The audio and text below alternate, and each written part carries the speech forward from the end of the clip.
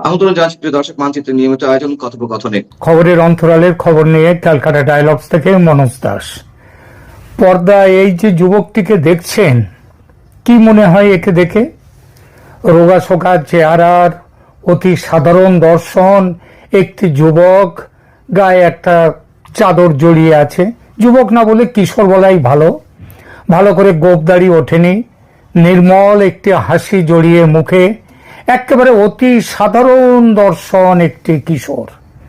কিন্তু এই অতি সাধারণ দর্শন কিশোরটির গুণপনার পরিচয় পেলে আপনি মুগ্ধ হয়ে যাবেন।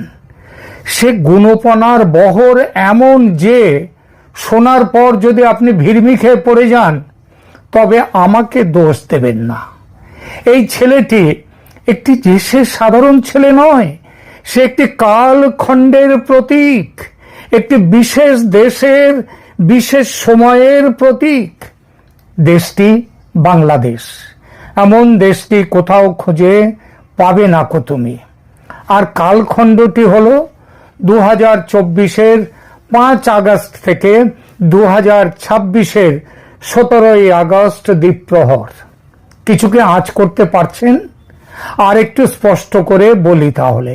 24-এর 5 আগস্ট শেখ হাসিনার সরকারের পতন, বাংলাদেশের বিপ্লবের প্রাথমিক সাফল্য, জনগণের হাতে ক্ষমতা ট্রান্সফার।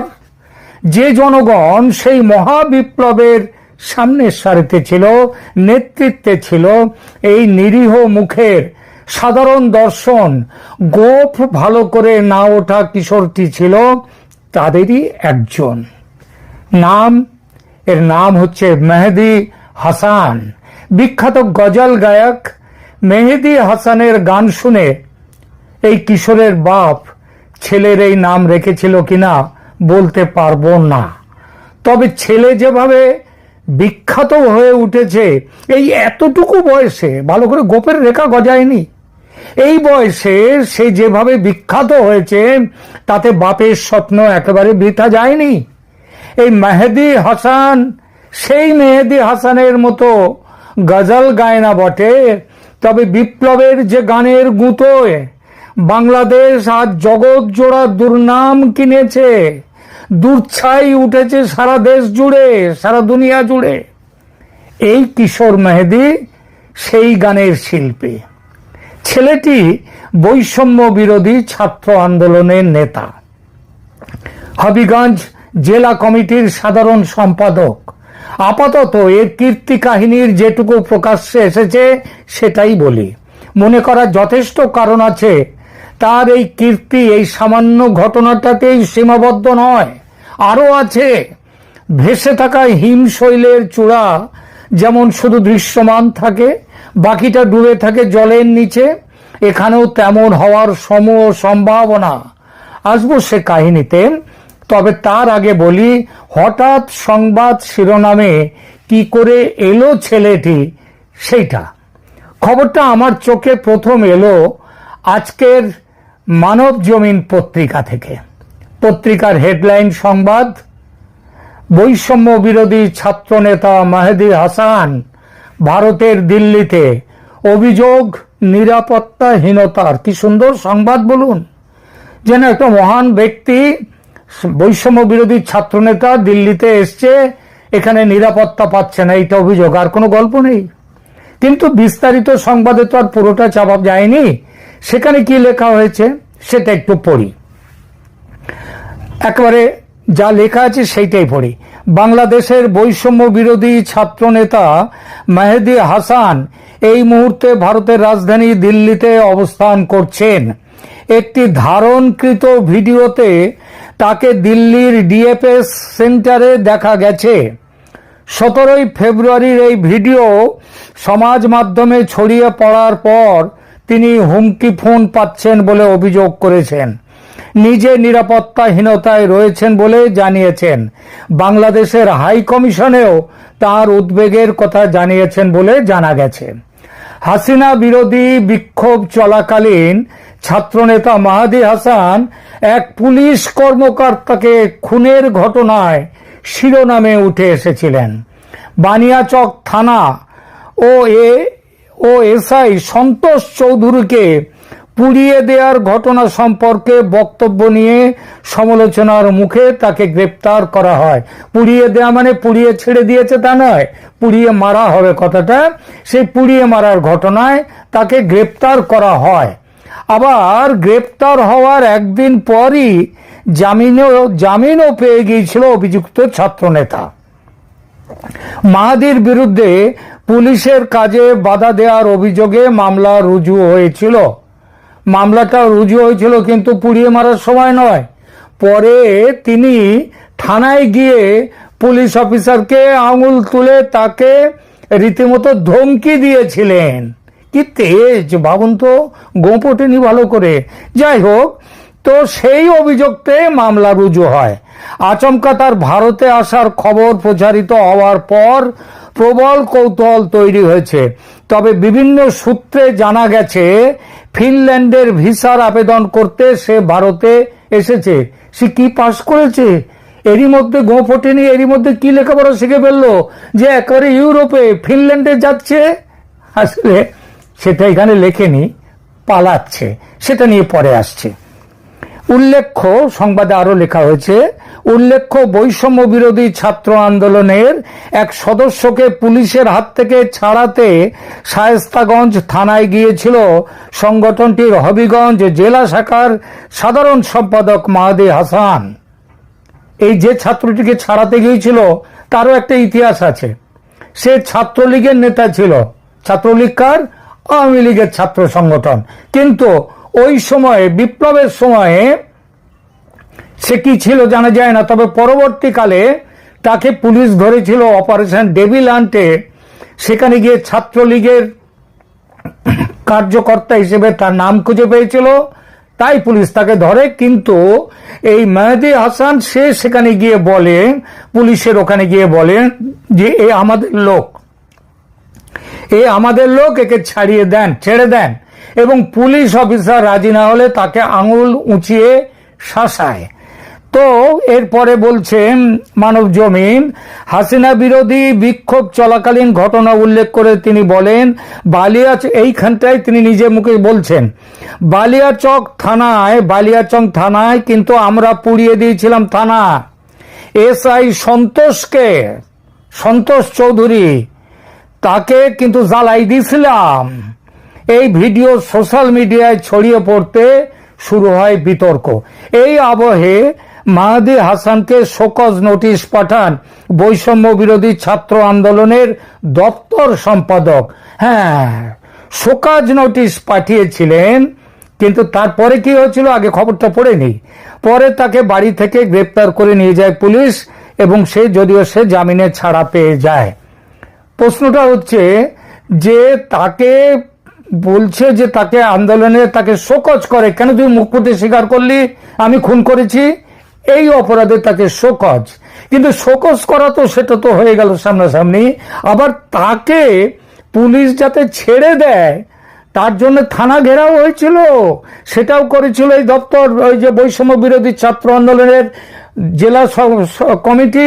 আবার তার জন্যে মেহেদী হাসান, বিখ্যাত মাহাদি হাসান, তার জন্য ঢাকাতেও পর্যন্ত বিক্ষোভ হয়, সেখানেও অবস্থান বিক্ষোভ করে বৈষম্য বিরোধী ছাত্র সংগঠন।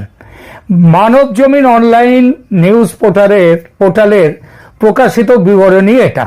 তবে এর বাইরেও অনেক কিছু আছে। এই ক্ষণজন্মা মহাপুরুষকে মুক্ত করার জন্য তার সংগঠন কিভাবে ঝাঁপিয়ে পড়েছিল রাস্তায়, কিভাবে পুলিশকে গুলিগোলা চালাতে হয়েছিল, কিভাবে ওখানে আগুন জ্বলেছিল, এই সব কিছু তার কোনো ইঙ্গিত মানব জমিনের রিপোর্টে নেই। 24 ঘন্টাও আটক থাকতে হয়নি জনাব মেহেদী হাসানকে। বিচারক সাহেব কেস আদালতে উঠতেই তাকে সসম্মানে মুক্তি দিয়ে দেশ ও জাতির প্রতি মহান কর্তব্য পালন করেছিলেন ওই বিচারক মহাশয়। আর পুলিশ তো হাত ঝেড়েই নিয়েছে। এবার আসি এই মেহেদী হাসানের এখন সংবাদে উঠে আসার কারণ নিয়ে। খবরে প্রকাশ, বাংলাদেশের নির্বাচনে জামাত এনসিপি জোটের হেরে যাওয়া ও বিএনপির মহাবিজয়ে 24 জুলাই বিপ্লবের কুশীলবরা শুধু ওই উপদেষ্টারা নয়, সাধারণ কুশীলবরাও তারাও দেশ ছেড়ে পালাতে ব্যস্ত এখন। সেই পালানোর জন্য গতকাল 17 ফেব্রুয়ারি মাহাদি এসছিল দিল্লির ডিএফএস সেন্টারে ফিনল্যান্ডের ভিসার জন্য কাগজ জমা দিতে। সে সময় তার পরিচিতি কেউ ধরে ফেলে চেনা। আজকের এই দিনটিতে অর্থাৎ ফেব্রুয়ারি মাসের 17 তারিখে খুব ঝড়ের গতিতে সংসদ সদস্য যারা আছেন তাদের শপথ গ্রহণ অনুষ্ঠিত হলো, মন্ত্রী পরিষদ গঠিত হলো এবং মন্ত্রীদের শপথ গ্রহণের পর রীতিমতো মন্ত্রণালয়ও বন্টন করা হয়ে গেল। এবং এই বিষয়গুলো নিয়ে মোটামুটি বাংলাদেশে বেশ আলোচিত হচ্ছেন, কারা কোন মন্ত্রী হলেন, কারা কোন মন্ত্রণালয় পেলেন, এবং মোরালেস একটা বড় রাজনৈতিক দল ভালোই হয়েছে, খারাপ হয়নি। এখানে আমি আর একটা ভিডিও করব। এর কারণ হলো যে পরিপূর্ণভাবে আসলে কোনো রাজনৈতিক দলই সবাইকে খুশি করে মন্ত্রিপরিষদ গঠন করতে পারে না, বা দলীয় মনোনয়নের ক্ষেত্রেও অনেকের যাকে বলা হয় ক্ষোভ থাকে, বিক্ষোভ থাকে, রাগ থাকে, ক্রোধ থাকে। তো সেই দিক থেকে তারেক রহমান সাহেবের যে মন্ত্রী পরিষদ তার দলের জন্য, তার নিজের লোকের জন্য নিঃসন্দেহে একটা স্বস্তিদায়ক। এর কারণ হলো তিনি মোরালেস তার যারা আপনজন আছেন, প্রিয়জন আছেন, সবাইকে তিনি ইনক্লুড করতে পেরেছেন। কিন্তু এখানে যে বিষয়টি লক্ষ্য করা সেটি হলো ডক্টর মোহাম্মদ ইউনূসের খুব ঘনিষ্ঠজন ছিলেন এবং আমেরিকার যে লবি, সেই লবির যিনি প্রধান ব্যক্তি জনাব খলিলুর রহমান। তো সেই খলিলুর রহমান পররাষ্ট্রমন্ত্রী রূপে টেকনোক্র্যাট কোঠায় তিনি এ সরকার অন্তর্ভুক্ত হয়েছেন। এবং খলিলুর রহমান সাহেব যেহেতু আছেন, এখানে অনেকগুলো সমীকরণ কাজ করছে। ফার্স্ট সমীকরণ হলো খলিলুর রহমান, তার ভাই আদিলুর রহমান শুভ্র, তারপর সৈয়দা রেজওয়ানা হাসান এবং চিত্রশিল্পী যে শহীদুল আলম এবং স্বয়ং ডক্টর মোহাম্মদ ইউনূস, এরা সবাই এই সরকারের সঙ্গে স্টিল এখনো আছেন। তারা থাকুন বা না থাকুন, তাদের ছায়া, তাদের শক্তি, তাদের প্রভাব, তাদের প্রতিপত্তি এই সরকারের উপর যে আছে, সেটা মার্কিন ডিপ স্টেট বলেন, পেন্টাগন বলেন, স্টেট ডিপার্টমেন্ট বলেন, কিংবা ইউরোপীয় ইউনিয়নের আশীর্বাদ বলেন, পুরোটাই এই সরকারের সঙ্গে আছে। তার প্রমাণ এই খলিলুর রহমান সাহেবকে দিয়ে। এখন যদি রাষ্ট্রপতি পদে ডক্টর মোহাম্মদ ইউনূস নিয়োগ লাভ করেন, এবং এটা সম্ভবত বেশি, সেক্ষেত্রে এই সরকারকে আসলে ডক্টর মোহাম্মদ ইউনূস সরকারের একটি ছায়া সরকার আপনি বলতে পারবেন। অথবা এই সরকারের উপরে জামাতের একটা প্রচন্ড প্রভাব থাকবে। জামাত এখানে যাই করুক না কেন, যাই বলুক না কেন, বিরোধী দলে থেকে সে যত কিছু করুক, রাজপথে যা কিছু করুক না কেন, এই যে এক খলিলুর রহমান সাহেব এর নিয়োগের মাধ্যমে ইট মিনস এখানে একটা সমঝোতার রাজনীতি হয়েছে, সমঝোতা নির্বাচন হয়েছে, এবং সমঝোতার এই রাজনীতি নির্বাচন চলতে থাকবে। আপনাকে আমাকে বুদ্ধু বানানোর জন্য, বেকুব বানানোর জন্য অনেকগুলো ঘটনা ঘটবে, অনেক কথা বলবে। আমি কাউকে হিট করতে চাই না, এবং এটা এতটা সূক্ষ্মভাবে ঘটবে যেটা শেখ হাসিনার জামানাতে স্থূল মনে হতো। যেমন তিনি বিরোধী দলীয় নেত্রী বানিয়েছিলেন কাকে? রওশন এরশাদকে। তার বিরোধী দলীয় নেতা ছিলেন জি এম কাদের। এগুলো মানুষের রং তামাশা, হাস্যরসের বিষয় ছিল। পার্লামেন্টকে তারা জমাতে পারতেন না। মাঝে মধ্যে মুজিবুল হক চূর্ণ সাহেব, মাঝে মধ্যে কাজী ফিরোজ রশিদ সাহেব, তারা কিছু সরকার বিরোধী বক্তব্য দিতেন। বিশেষ করে কাজী ফিরোজ রশিদের বক্তব্য ব্যাপকভাবে আলোচিত হতো। কিন্তু ওই যে জাতীয় পার্টি একটা গৃহপালিত বিরোধী দল, এই কারণে কি হতো, তাদের সেই বক্তব্যগুলো জনসাধারণের কাছে শুনতে ভালো লাগতো, ক্যানভাসারের মতো, কিন্তু ওটা মানুষের হৃদয়ে দাগ কাটত না। এইবার এটা আরো ম্যাটিকুলাসলি, এত চমৎকার ভাবে করা হবে যে আপনি বুঝবেন, প্রতিদিন আপনি থ্রিল হবেন। আজকে হচ্ছে, আজকে জামাতে কাজ করেছে, আজকে হাসনাত আব্দুল্লাহ ফাটিয়ে ফেলেছে, নাহিদ ইসলাম, ও মাই গড, এত সাহস! আমরা তো মনে করছিলাম নাসিরউদ্দিন পাটোয়ারির অনেক সাহস, কিন্তু এখন দেখছি যে নাহিদ ইসলামের অনেক বেশি সাহস। সে পার্লামেন্টে প্রধানমন্ত্রী তারেক রহমান সাহেবকে এত সমালোচনা করলেন।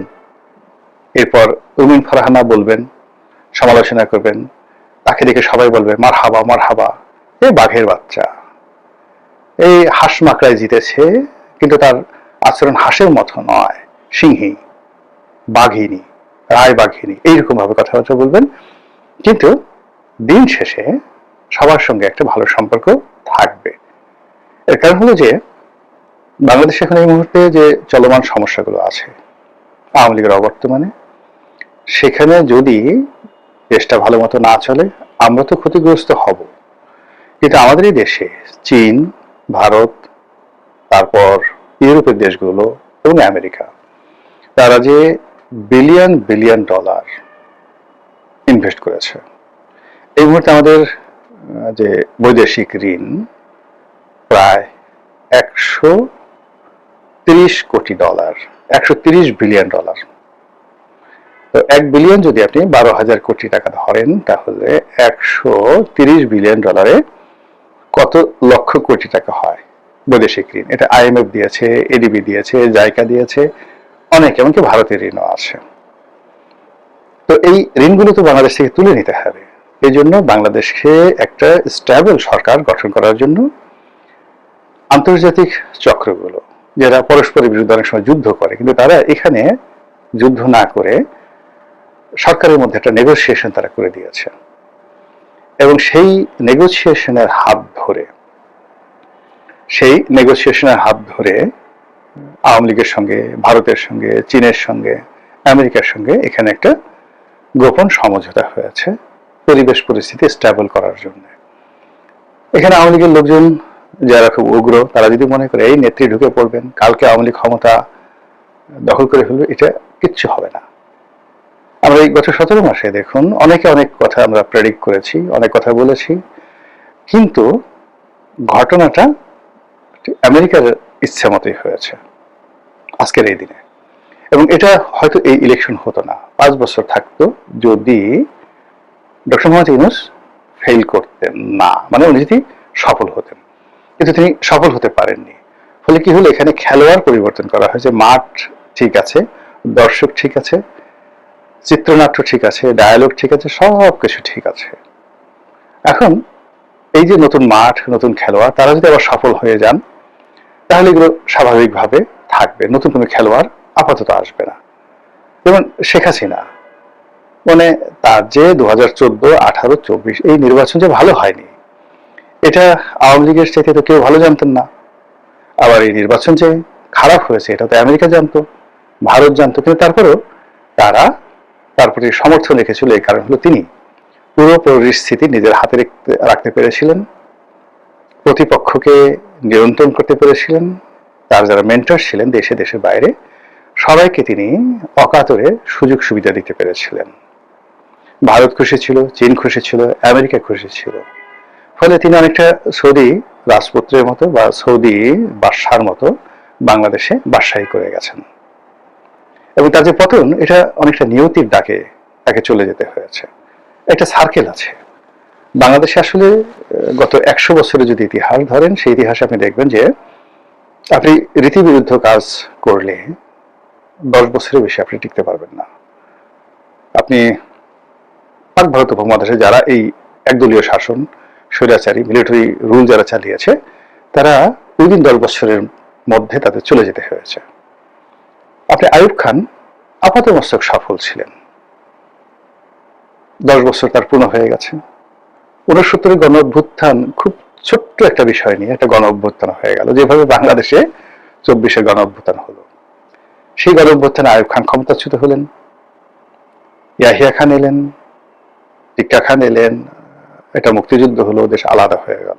নিয়তি এরকম একটা জিনিস, যখন কাউকে টান দেয় তখন আইয়ুব খানের মতো একজন মার্শাল ল অ্যাডমিনিস্ট্রেটর, একজন ফিল্ড মার্শাল, এবং পাকিস্তান, ওই পাকিস্তান এবং পূর্ব পাকিস্তানের উন্নয়নে তার যে ভূমিকা, তার যে মানে যাকে বলা হয় তার যে বিশাল অবদান, সেই অবদানের কোনো তুলনা নেই। কিন্তু তিনি পরাজিত হয়েছেন নিয়তির কাছে। আবার চিন্তা করুন জেনারেল জিয়াউল হক, তার একই অবস্থা। ওই যে সময়ের ফাঁদে, 10 বছর সময়ের ফাঁদে তিনি মারা গেলেন। পারভেজ মোশাররফের কথা চিন্তা করেন, অসম্ভব রকম সজ্জন ব্যক্তি, কিন্তু দেশের মধ্যে এমন হঠাৎ করে ছোট্ট একটা ঘটনা ঘটলো, তিনি বিচার বিভাগের সঙ্গে সংঘাতে জড়িয়ে পড়লেন, এবং প্রধান বিচারপতির সঙ্গে তার মতদ্বৈততা শুরু হলো, তিনি ক্ষমতাচ্যুত হয়ে গেলেন। হিসাব করে দেখেন 9 বছরের মাথায় পারভেজ মোশাররফকে চলে যেতে হলো। এরকম তো সেই ক্ষেত্রে শেখ হাসিনার যে ট্রানজিশনটা যদি ইন জেনারেল হইতে হতো, অর্থাৎ 2014 সনে যদি উনি ফ্রি ফেয়ার ইলেকশন দিতেন, ওনার জয়লাভ করার সম্ভাবনা ছিল 50% আর পরাজিত হওয়ার সম্ভাবনা ছিল 50%। তো তিনি যদি পরাজিত হতেন তাহলে 1800 নির্বাচনে তিনি আবার হতেন, কিন্তু সাময়িক যন্ত্রণা হতো, কষ্ট হতো, কিছু জেল জুলুম হতো, বাড়াবাড়ি কাটাকাটি হতো, কিন্তু আজকের এই দুর্দশা হতো না।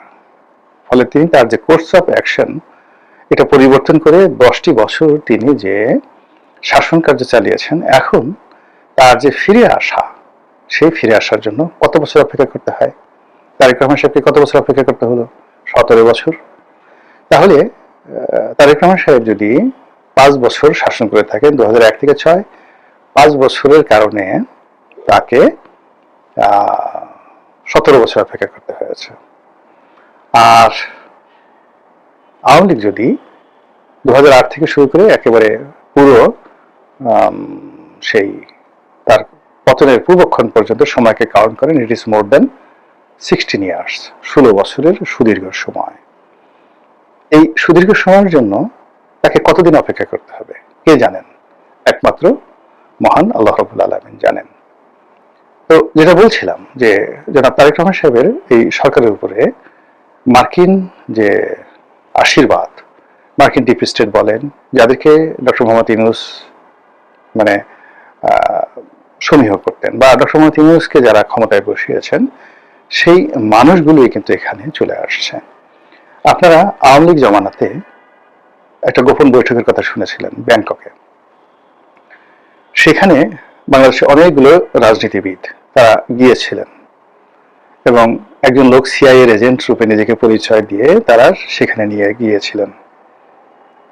সেটা একদম 100% যে মিথ্যা ছিল এটা আমি কি করে বলবো? সেই লোক এখন জেলে, কিন্তু তিনি যাদেরকে দাওয়াত করে নিয়ে গিয়েছিলেন তারা সবাই এই ক্যাবিনেটে আছেন এবং এই পার্লামেন্টে আছেন, অথচ রাজনৈতিকভাবে তারা একে অপরের সাথে মানে শত্রু যে কজন গিয়েছিলেন। এবং তাদের যদি Awami League BNP fair competition হয় তাহলে এই সকল লোক নমিনেশন পেতেন না আর নির্বাচনে বিজয়ী হতে পারতেন না, তারা দ্য পার্ট। এটাতে আপনি কি বুঝলেন? সামথিং হ্যাপেনিং, কিছু ঘটে চলেছে, একটা ধারাবাহিকতা আছে। আবার অন্যদিকে যাদেরকে আমরা ভারতের দালাল বলতাম,